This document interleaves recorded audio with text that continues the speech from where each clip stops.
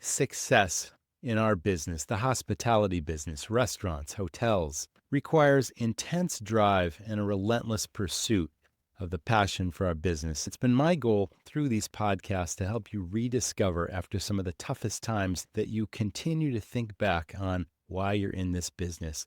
This episode is all about the mindset, the approach, what is going to get the most out of your people, pulling together as a team, respect, and the heat of the kitchen, maintaining your cool.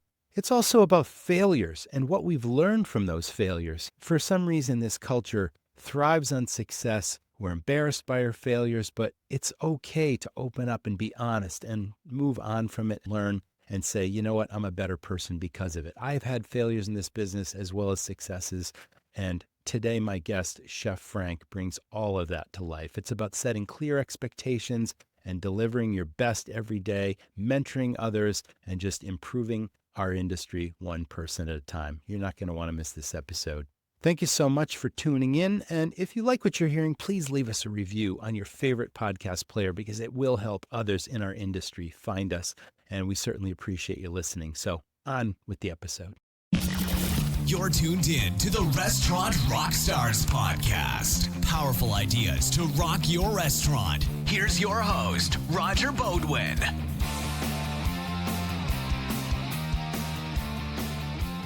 Running a restaurant means juggling a lot. Menus, orders, payments, and keeping everything consistent. Menu Tiger makes that easier.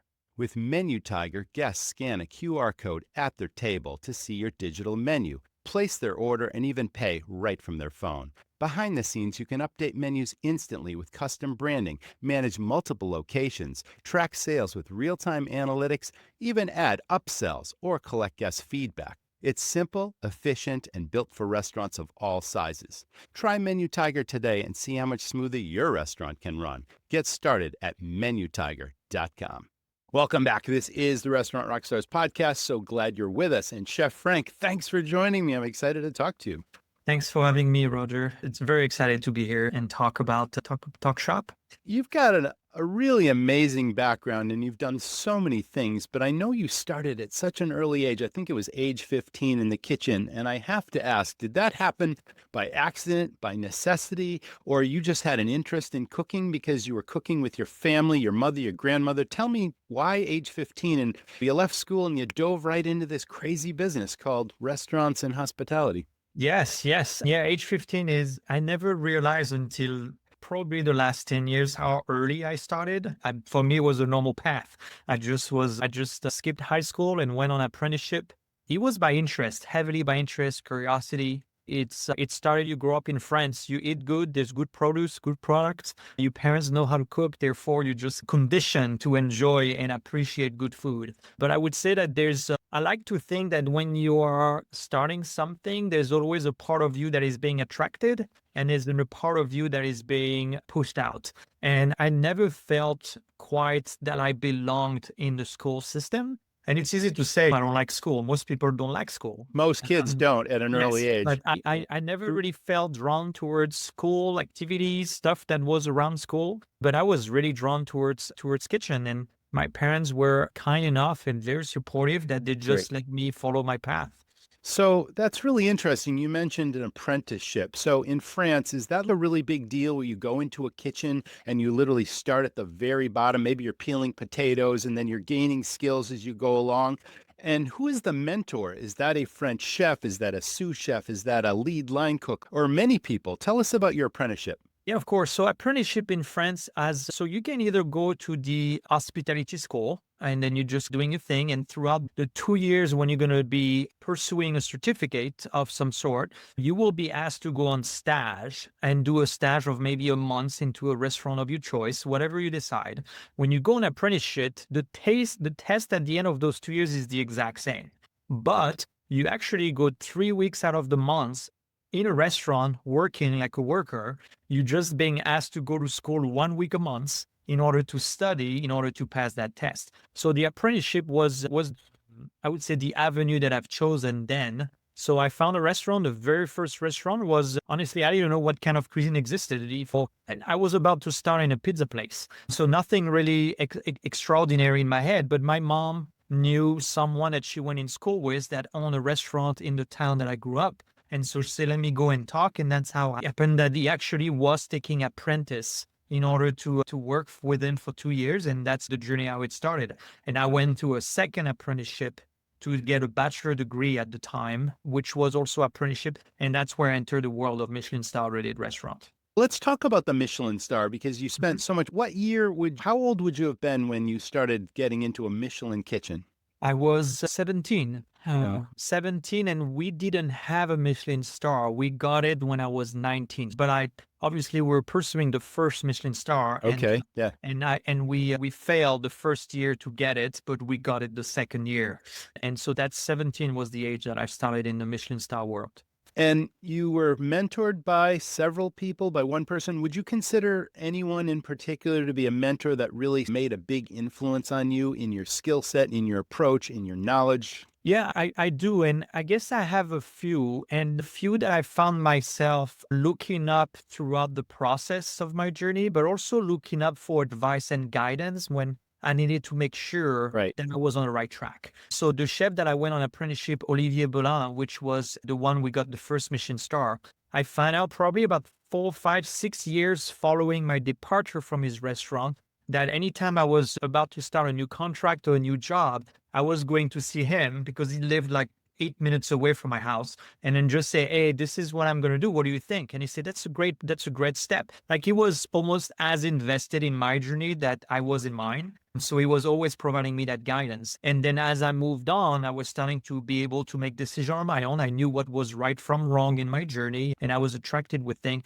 And then I fell with another chef, which taught me how to become a chef, and not a cook, but a chef. How Of do you course. manage? Yes. How do you manage other people? And so I've learned a lot from him, as much from what to do and also as much what not to do. I've learned a lot from people that taught me what not to do because I was observing what they were doing. And I say, man, that does not feel great to be talked to that way. Therefore, this is what I'm going to learn from this. I've had a lot of mentor, but I would say on top of my head, probably 3 mentors throughout my life that I could go today and still asking for advice. Yeah. But I'm getting the sense that you were also very self-directed. Okay, you were taking direction, you were following the steps, you started at the bottom, you did all the, for lack of a better word, the basics of the job, but then you learned sauces and you learned cutting skills and you learned meat skills and you had a wide exposure.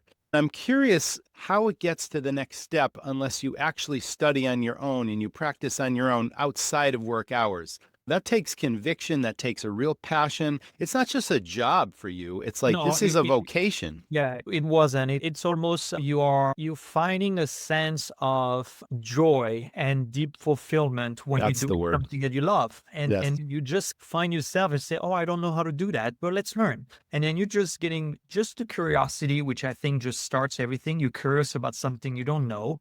And then after you just say, what if I knew that? What if I knew how to do this? And what if I knew how to do that? And suddenly you realize that all the extra time you're putting in the work, in the craft, which you don't even feel you're working, you're just acquiring skills in your toolbox. And then you're moving on and you realize that you actually have an edge over some others that are just coming here to work. And my childhood has also made it that I've always felt a little bit like an outcast, that I was not picked. I was not chosen for some stuff. So suddenly I was being picked. I was being chosen and I was Okay. passionate was that doing. So that was the perfect storm for me to just continue and just say, I'm going to learn this, just that. And I've also a very huge passion for the process of learning.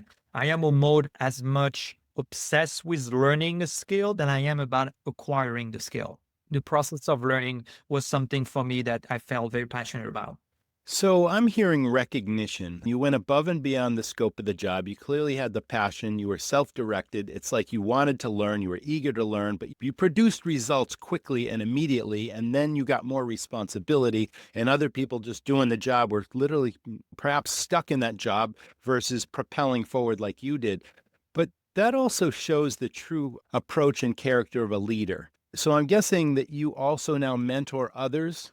I do. And Tell I us think, about that. yeah, of course, I found myself organically passing on. I never felt like I needed to keep things for myself. Like that just never that just never occurred to me to do that. So I found myself when I was, obviously you cannot succeed on your own as a chef. You have to have a team under you. And I felt very passionate to just teach them what I knew, and seeing how much they were paying attention or how much they were replicating all this. That just gave me another avenue to feel fulfilled about this. So yeah, I've been mentoring people for as long as I can remember. And that part of mentoring has also helped me because I've moved on in my career. I've traveled in places, and when you go to places and suddenly you start a new job and you say, "Man, I wish I had the John, and I wish I had Nick, and I wish I had Miranda." And Some then of those suddenly key you just people. Yeah. you just say, "Hey, I have a work opportunity here. What do you think?" And they say, "Sure, I'm coming."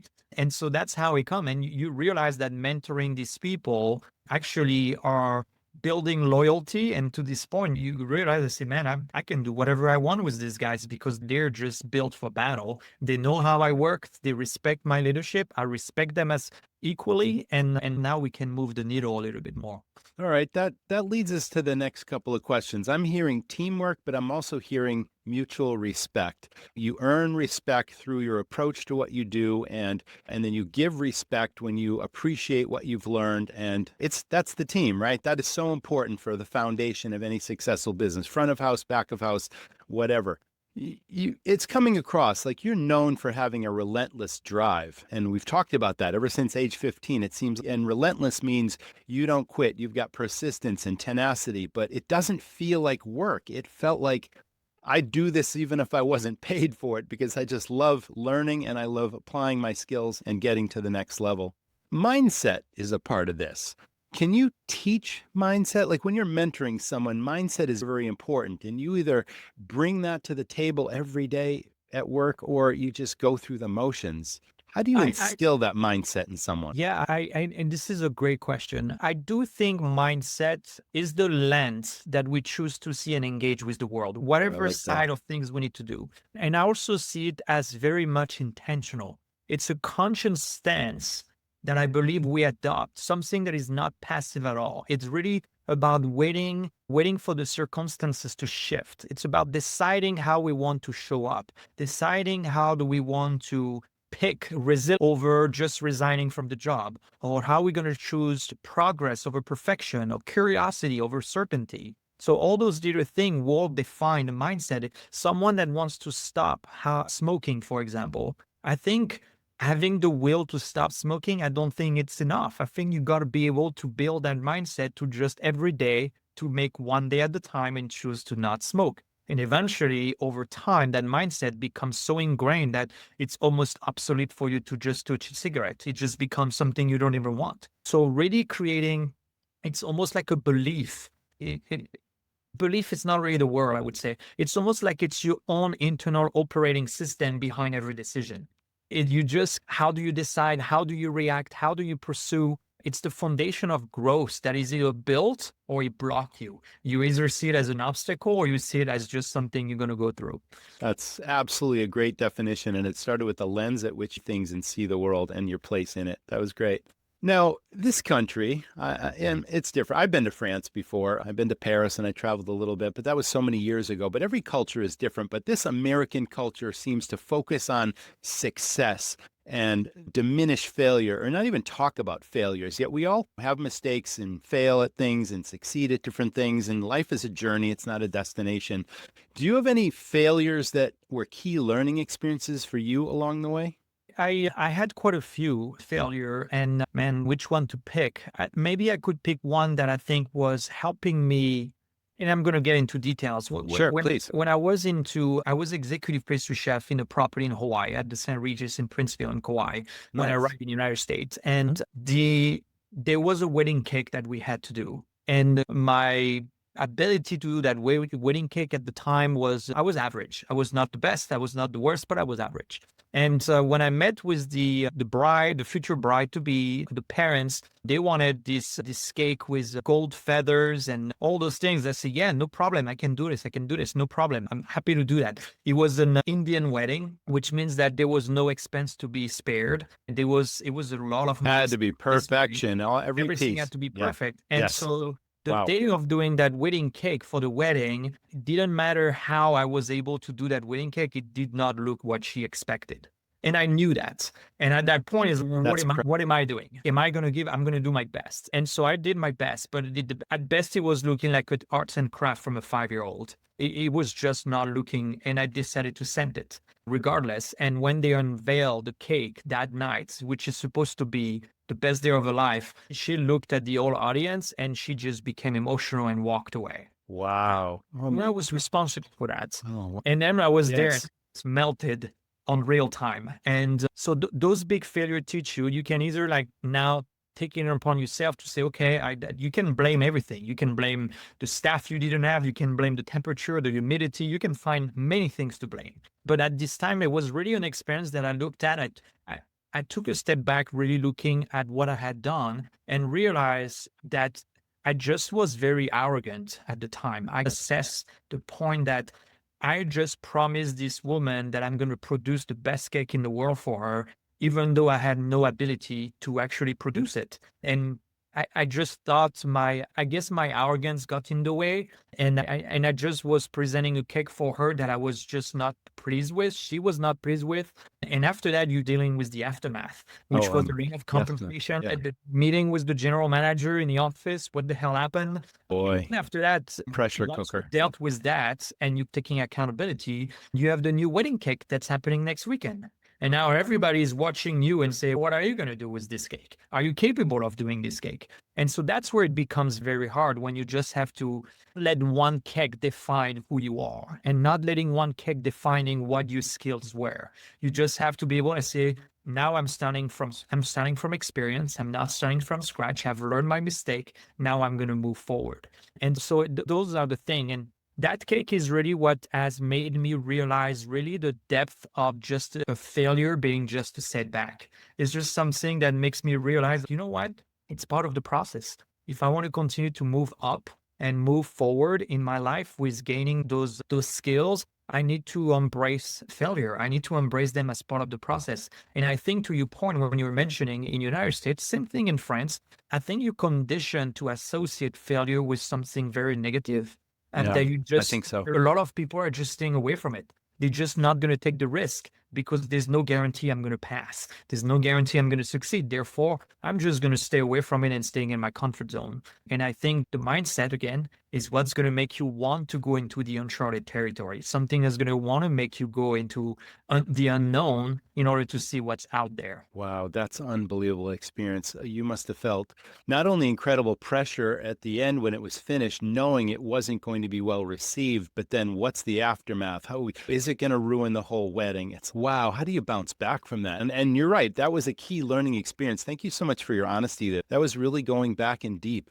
So was this when you were much, much younger? I was, when I arrived in the United States, that was 12 years ago. So I was about 27, 28, I would say. Okay. Yeah. I was still young in my career, but yeah, about 27, 28, that happened to me, yeah.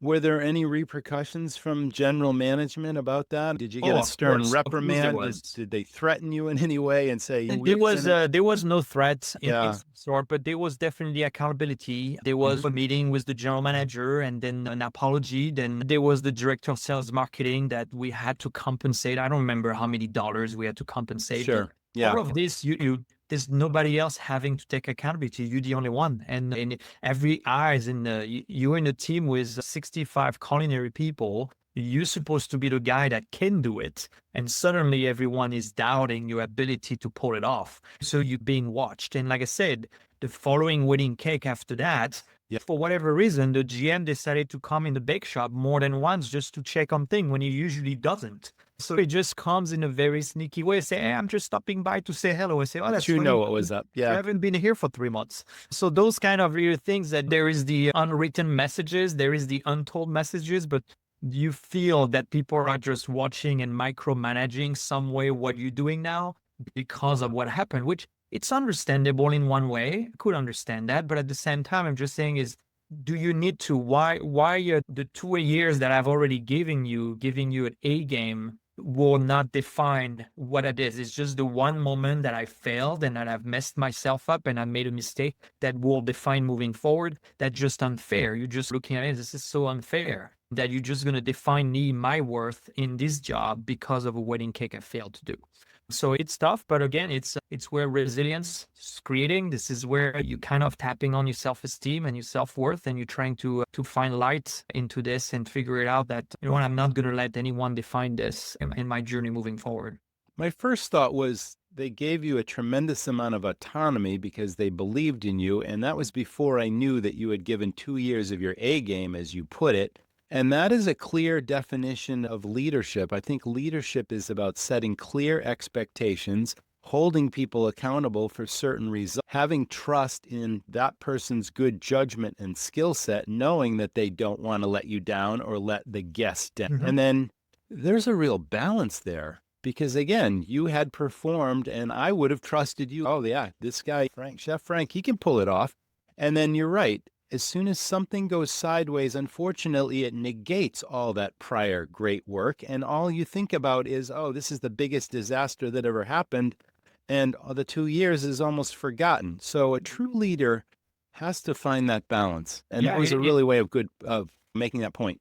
Yeah, it is not an easy thing to do. And no, when you're chasing excellence, so you're chasing perfection, Yeah.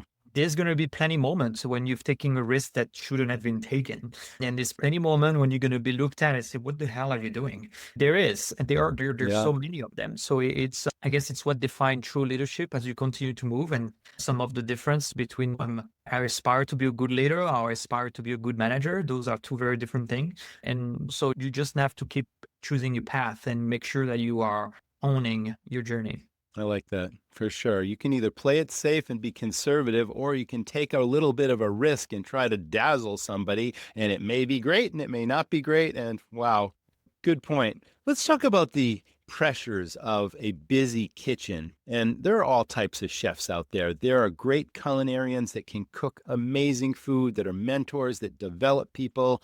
Sounds like much like yourself. And then there are people that have the skills, but they don't have the personality, and they're very abrasive and they're very demanding. And they, in the heat of the kitchen, they're throwing the pots and pans. And there's every stereotype about that. And I know from experience in a couple of my restaurants, I had a couple of chefs like that, and they didn't last long. They could cook amazing food, but they just didn't have that balance with front of house, back of house, and teamwork and respect.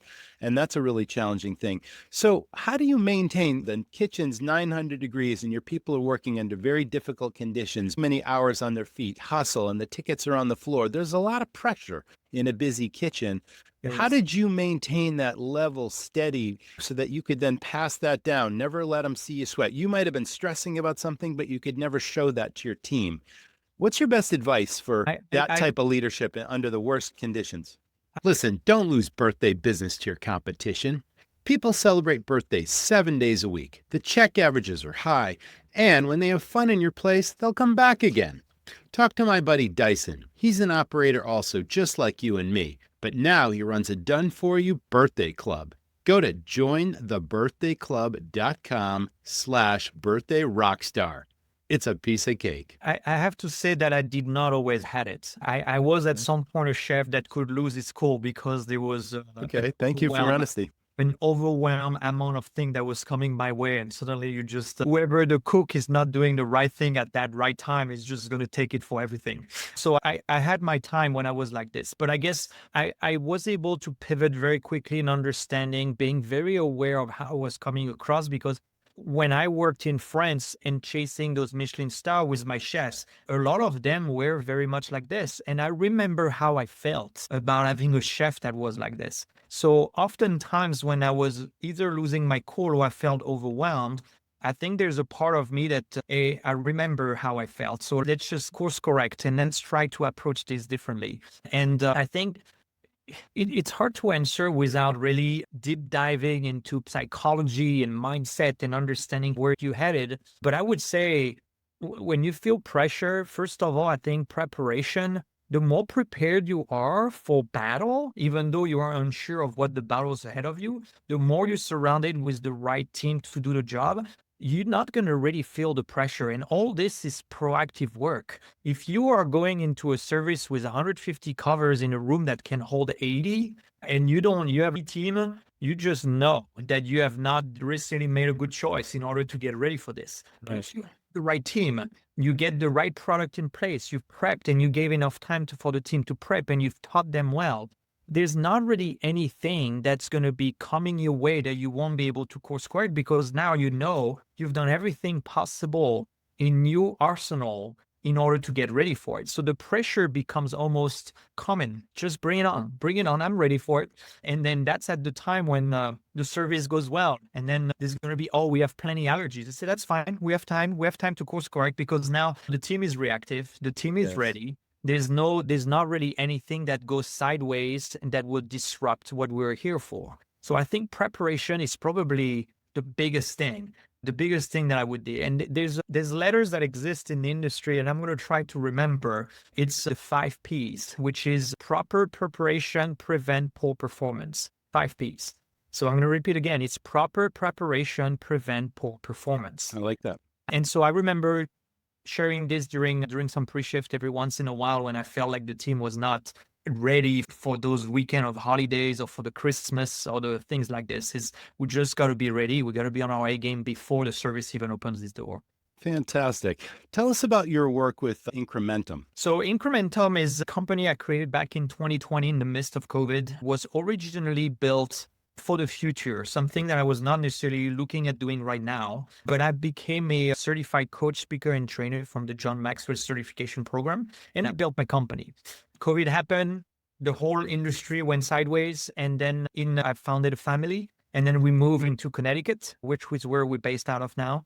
And I worked for Auberge Resort Collection, and then about 2 years in, moved on. My position was eliminated with Auberge. We were happy where we were. We loved our house. We loved our community, and we were close to my wife's family. And so we dusted off my company Incrementum, and I started to not only offering coaching and consulting, but I offered also food and beverage. Now that I had been a director F&B, I've been a pastry chef, I've been an exec chef, I'd like to think that I had a lot of expertise to offer and knowledge to share. So I started to offer this as a consultant, as a contractor, and I just took off. So consulting is the main part of what we do. And I've also developed, when my wife announced we were pregnant of our second daughter, we decided traveling 3-4 weeks out of the month is not sustainable for family. So I've developed the task force management services. So I do have a lot of former people that used to work with me and for me. Then now I deploy across the country with some of the big name brands like Fairmont, Montage, Penn, St. Regis, and I'm just deploying people to help them in interim on task force